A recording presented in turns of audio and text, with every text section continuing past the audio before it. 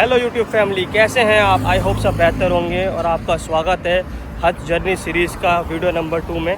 और आज हम बात करेंगे हज के बारे में कि हज क्यों करना चाहिए, हज के क्या फ़ायदे, हज कितने तरह के होते हैं। तो जो भी चैनल पर नए हैं तो आप सबसे रिक्वेस्ट है, प्लीज़ चैनल को लाइक, सब्सक्राइब और शेयर करना मत भूलिएगा।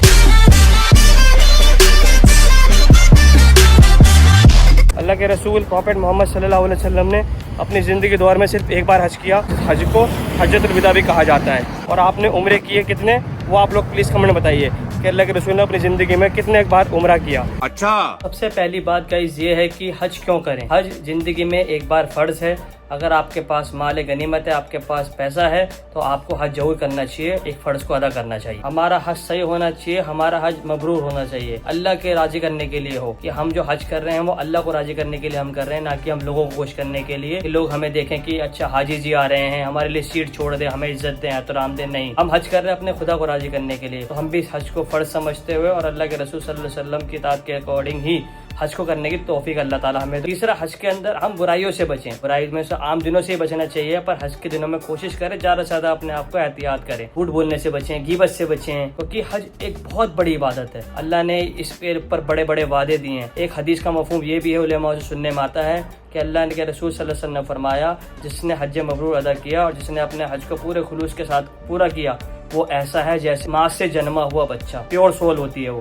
बिल्कुल इस तरीके से वो इंसान अपने सारे गुनाहों से पाक हो जाता है। हज एक इबादत है, इसमें आपको परेशानियां आए, तकलीफ आए, आप यकीन मानिए पूरा सऊदी अरब, पूरे हुक्मरान आपकी मदद के लिए, आपकी खिदमत में लगा हुआ है। कई तरह की मिनिस्ट्री यहाँ पे लगी हुई हैं।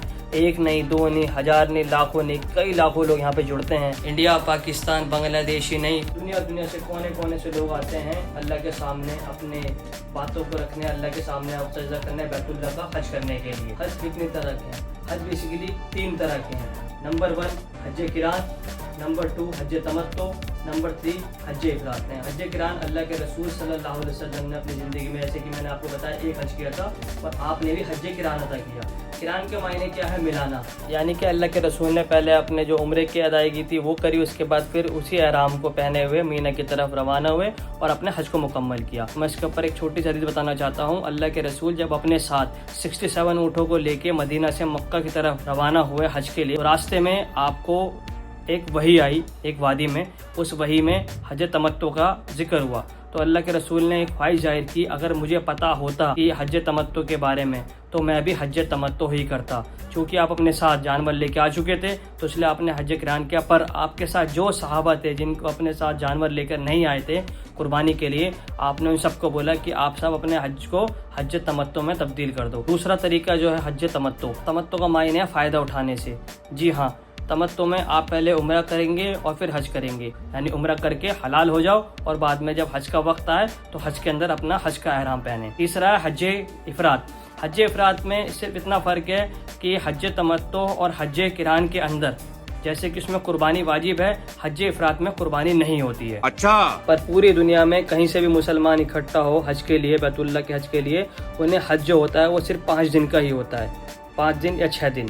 सबसे पहले 8 ज़िलहिज्जा को ज़ोहर की नमाज से पहले मीना में पहुंचना है। फिर वहाँ पे आपको 5 नमाजें अदा करनी है 8 ज़िलहिज्जा को, यानी ज़ोहर की नमाज, असर की नमाज, मगरिब की नमाज, इशा की और फजर की नमाज। ये आपको नमाज कसर अदा करनी है 9 तारीख को, जो हमारा अरफा कहा जाता है। और ये हज का एक रुकून है। रुकून यानी कि अगर ये अमल छूटा तो आपका हज होगा ही नहीं। अल्लाह के रसूल सल्लल्लाहु अलैहि वसल्लम ने फरमाया, एक हदीस का मफहूम है और उलमा फरमाते हैं कि दुनिया में जो दिनों में सबसे बेहतर दिन 9 तारीख का सूरज है। जिस दिन वो सूरज निकलता है, यानी ज़िलहिज्जा का 9 तारीख का दिन सबसे अफजल है, सबसे बेहतर है। ये दुआ को कबूल कराने का दिन है, ये मगफिरतों का दिन है, ये अपने को बख्शवाने का दिन है। तो यानी कि यौम अराफात का दिन, जो अराफात का दिन होता है, जिस दिन सब लोग हाजी लोग जुड़ते हैं, वहाँ पे सबसे ज़्यादा रो के अल्लाह से लो लगाएं, अपने लिए दुआ मांगें, खूब रो के दुआ मांगें अपने लिए, अपने भाइयों के लिए, बहनों के लिए, वालिदैन के लिए। अल्लाह ताला ने आप लोगों को कबूल करा है इस अजीज़ वक्त के लिए, इस अजीज़ काम के लिए। बहुत से लोग हमारे बीच में ऐसे हैं जिनकी तमन्नाएं थी, ख्वाहिशें थी, पर वो नहीं आ पाए, वो फौत ही हो गए, वो कब्रों में लेटे हुए हैं। तो उनके लिए मगफिरत करें।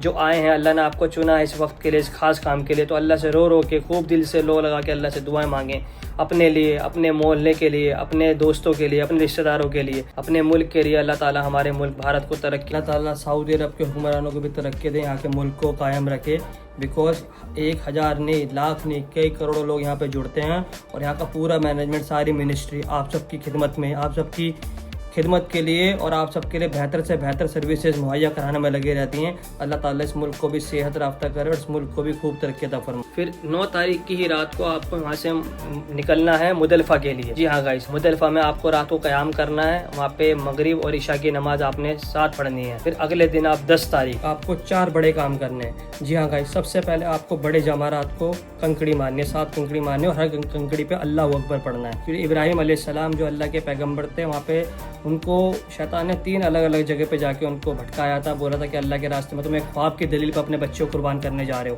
تو وہ 3 الگ الگ جگہ پہ جمرات بنے ہوئے ہیں۔